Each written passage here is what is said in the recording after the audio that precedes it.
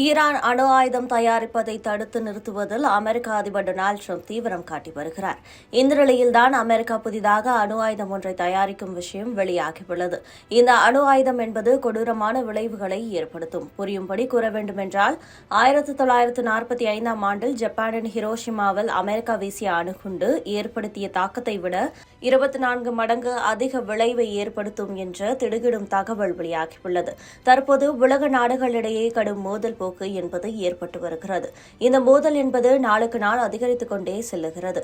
உதாரணமாக கூற வேண்டுமென்றால் இப்போது உக்ரைன் மீது சீனா போர் தொடங்கியுள்ளது. அதேபோல பாலஸ்தீனத்தின் காசா மீது இஸ்ரேல் போரை தொடங்கியுள்ளது.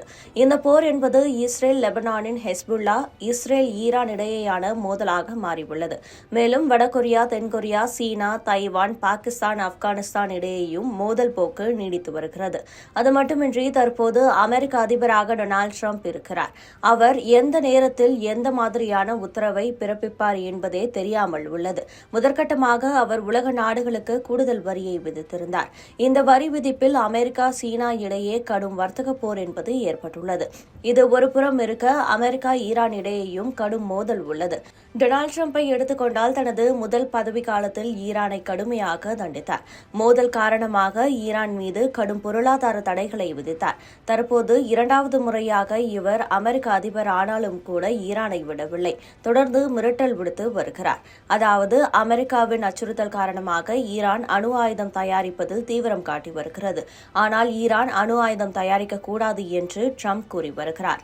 அதோடு அணுசக்தி திட்டம் என்ற பெயரில் அணு ஆயுதம் தயாரிக்க மாட்டோம் என்று ஈரான் அமெரிக்காவுடன் ஒப்பந்தம் செய்ய வேண்டும். இல்லாவிட்டால் ஈரான் மீது குண்டு வீசப்படும், ராணுவ நடவடிக்கை மேற்கொள்ளப்படும் என்று டொனால்டு ட்ரம்ப் கூறி வருகிறார். தற்போது முதற்கட்டமாக ஈரான், அமெரிக்கா இடையே மஸ்கட்டில் வைத்து பேச்சுவார்த்தை நடத்தப்பட்டுள்ளது. இரண்டாவது கட்ட பேச்சுவார்த்தை இத்தாலி தலைநகர் ரோமில் நடைபெறவுள்ளது. இப்படியான சூழலில்தான் தற்போது திடுக்கிட வைக்கும் தகவல் ஒன்று வெளியாகியுள்ளது. அதாவது ஈரானை அணு ஆயுதம் தயாரிக்கக்கூடாது என்று கூறும் அமெரிக்கா சக்தி வாய்ந்த அணு ஆயுதத்தை தயாரிக்கும் பணியை தொடங்கியுள்ளது. அந்த அணு ஆயுதத்தின் பெயர் B6113.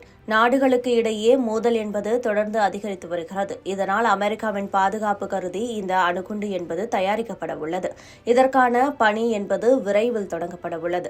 அது மட்டுமின்றி அமெரிக்காவின் அணுசக்தி திறனை வலுப்படுத்துவதன் ஒரு பகுதியாகவும் பழைய அணு ஆயுதங்களுக்கு பதில் புதிய அணு ஆயுதங்களை கையில் வைத்திருக்கும் நோக்கத்திலும் இந்த நடவடிக்கையை அமெரிக்கா தொடங்கியுள்ளது. இந்த B6113 ரக அணு ஆயுதம் என்பது B-21 ஸ்டெல்த் குண்டுவீச்சு விமானங்களுடன் பயன்படுத்த முடியும். மேலும் தற்போது அமெரிக்கா தயாரிக்கும் B-6113 அணு ஆயுதம் என்பது மிகவும் மோசமான விளைவை ஏற்படுத்தும். எளிமையாக புரியும்படி கூற வேண்டுமென்றால் 1945ஆம் ஆண்டில் ஜப்பானின் ஹிரோஷிமா நகர் லிட்டில் பாய் என்ற பெயர் கொண்ட அணுகுண்டு அமெரிக்கா வீசியது. அப்போது ஏற்பட்ட அழிவை விட இந்த B-6113 ரக அணுகுண்டு 24 மடங்கு அதிக தாக்கத்தை ஏற்படுத்தும் என்கின்றனர் நிபுணர்கள். B-6113 அணுகுண்டு என்பது கிராவிட்டி குண்டு என்று அழைக்கப்படுகிறது. தமிழ் சொல்ல வேண்டுமென்றால் ஈர்ப்பு விசை குண்டு. பொதுவாக ஏவுகணை அல்லது விமானத்திலிருந்து அணுகுண்டு வீசப்படும் போது அது பயணிப்பதற்கு வழிகாட்டும் அமைப்பு என்பது இருக்கும். ஆனால் இந்த அணுகுண்டுக்கு அத்தகைய அமைப்பு தேவையில்லை. புவி ஈர்ப்பு விசையை பயன்படுத்தியே அந்த அணுகுண்டு துல்லியமாக இலக்கை தாக்கி அழிக்கும் என்று கூறுகின்றன.